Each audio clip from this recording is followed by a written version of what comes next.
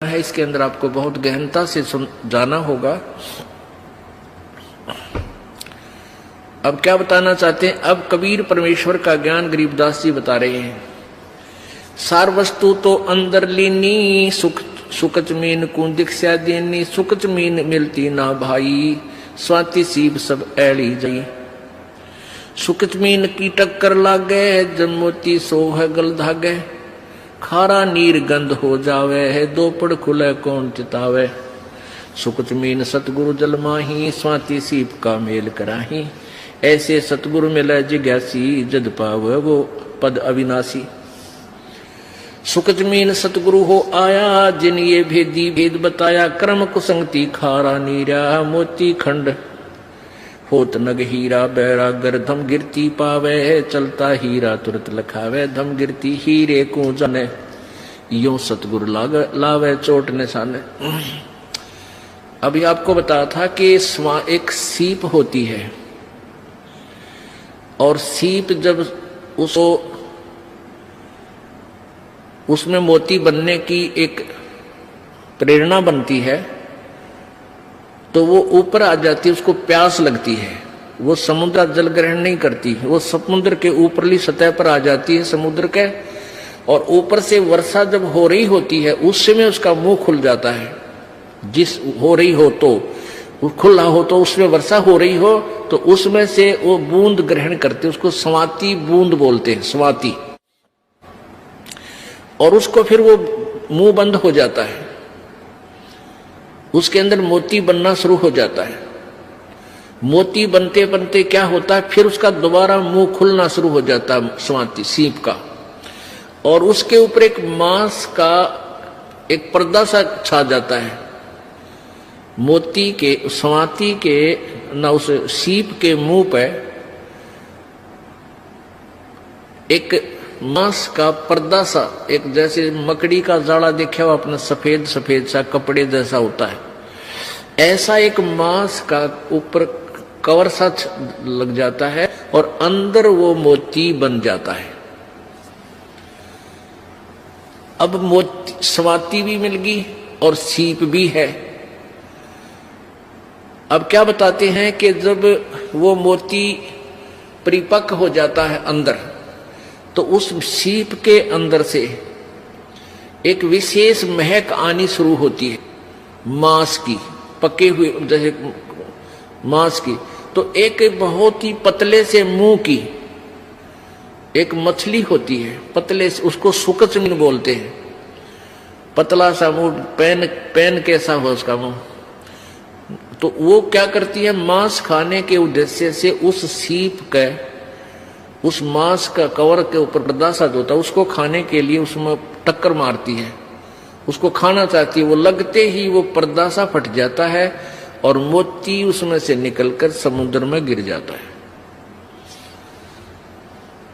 अब क्या बताते हैं, कितना गहरा ज्ञान है इस दो अक्षर में, दो लाइनों में। सार वस्तु तो अंदर लीनी, सुख जमीन को दिखा देनी, सुख जमीन मिलता ना बाही, स्वाति सीप सब ऐड़ ही जाही। सुख जमीन की टक्कर लागे है, जब मोती सो है गल धागे। अब क्या बताते हैं, मनुष्य जीवन भी आपके पास है, और सतगुरु भी मिल गया अपने आपको, सही मंत्र भी मिल गया। और यदि सारनाम नहीं मिला तो भी आपका यो मंत्र भी और आपका जीवन भी दोनों व्यर्थ, जो पहले दूसरे द्वितीय मंत्र तक। अब कहने का भाव ये है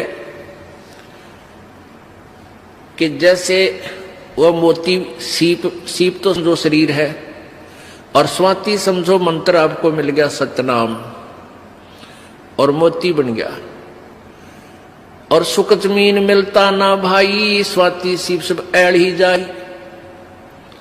सार नाम आपको नहीं मिला है, और आखिरी सांस तक आपकी इसके अंदर श्रद्धा, पूरे गुरु जी में श्रद्धा, यानी आखिरी सांस तक इसकी जाप नहीं किया। यहां एक उदाहरण दिया है कि यदि ये सार नाम आपको नहीं मिलता, तो तुम्हारा ये सतनाम तक की कमाई भी और आपका ये जीवन भी व्यर्थ जाता। व्यर्थ का तात्पर्य ये, क्योंकि यहां एक विशेष ध्यान से सुनने वाली बातें हैं, घबराना नहीं।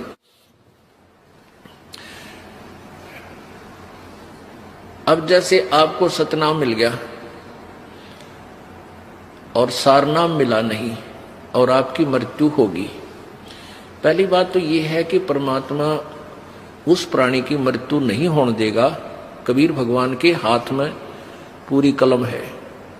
जमजो राजा से डरे मिटे कर्म के लेख, अदली अदल कबीर हैं, असल कबीर हैं, ये कुल के सतगुरु एक। ये नहीं आपके जीवन नहीं जाने देंगे, पूरा काम करके और तब आपको यहां से फारिग करेंगे। ये इनकी समर्थता है। और जो बकवाद करते हैं, नाम भी ले रहे हैं, सही ठिकाना यानी सही श्रद्धा से नहीं है, वो जा भी सकते हैं, वो फिर परमात्मा उनको पकड़ नहीं करता।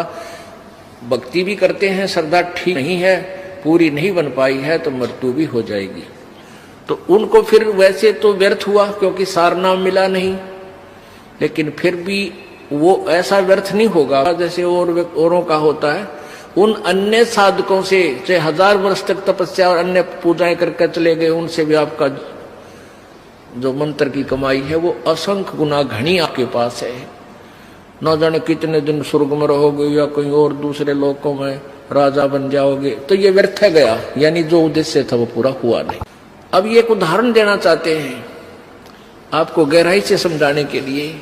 जिनको ये तीनों नाम प्राप्त है वो प्राणी के लिए ये चैप्टर आज चल रहा है। सुकच मीन मिलता ना भाई, स्वाति सीब सब ऐल ही जाई। सुकच मीन की टक्कर लागे, सुकच मीन मिलता ना भाई, स्वाति सीब सब ऐड ही जाई। सुकच मीन की टक्कर लागे, जब मोती सो है गल दागे। अब सुकच मीन ने उस सीप के उस मांस के टुकड़े को खाने के उद्देश्य से टक्कर मारी, वो खड़क दे ही मोती नीचे निकल गया। तब वो मोती निकाला गया गोताखोरों के द्वारा और फिर उस मोती की कीमत हुई, फिर वो सीने पर आकर सुशोभित हुआ। परमात्मा हमें बताना चाहते हैं कि पूरी साधना पूर्ण समझ से प्राप्त करके ही आप परमात्मा के दरबार में सुशोभित हो पाओगे, अर्थात पूर्ण मोक्ष प्राप्त करोगे। फिर आगे क्या बताते हैं, पूरे गुरु के बिना ये काम नहीं बनता। सुकच मीन सतगुरु हो आए, जिन ये भेदी भेद बताया। कर्म कुसंगति खारा नीरा, मोती खंड होत नग हीरा। बैरा गर्दम गिरती पावे, चलता हीरा तुरत लखावे। दम गिरती हीरे को जाने, न्यो सतगुरु लावे चोट निशाने। अब ये हीरा जो होता ना, एक हीरा ये पत्थर में बन जाता है, पत्थर में होता है, पहाड़ में, और इसकी इतनी ताकत होती है इसमें, ये कुछ ऐसी गर्मी पाकर के वहां पहाड़ की, और ये पत्थर को फोड़ता उसके अंदर से चल चल चल करता हुआ चल पड़ता है, जिधर भी इसकी दिशा बन जाती है। तो पहले राजा लोगों के पास एक धमगिरती होते थे। धमगिरती वो क्या होती, उनके अंदर एक ऐसी कॉमन सेंस होती है, ऐसी उनकी सुरती लगती थी, वो ध्यान यानी अपनी ऐसी सुरती को पत्थर से पहाड़ पर दचा देते थे कि वो हर उस पत्थर की उस हीरे की दिशा को बता देते थे कि ये इधर को चल रहा है। अब जैसे उनके पास बैठ जाते पहाड़ के, और उस आवाज से अंदर हो रही आवाज बहुत गहरे, किसी को नहीं सुन रही वो बाहर, उसकी सुरती उससे कनेक्ट हो जाती, और वो फिर सुनता है ऐसे कान से लाकर कि वो इधर उसकी दिशा है, वो बता देता इधर आ रहा है, इस स्पीड से आ रहा है। तो आगे जाके राजाओं से बता देते थे कि यहां एक खोद दो इसको गड्ढा, इस पहाड़ के बीच में या खुदाई करवा दो, ये वहां तक इस समय में पहुंच जाएगा। तो वहां जाकर के आगे उसको पत्थर को कटवा देते थे राजा लोग मजदूरों से फटाफट, और वो हीरा आता और उसके अंदर से आके, क्योंकि आगे रास्ता उसको मिलता नहीं, गड्ढे में खड़क दे ही निकल जाता, वो हीरा फिर राजा लोग प्राप्त कर लेते थे। तो क्या बताते हैं, बैराग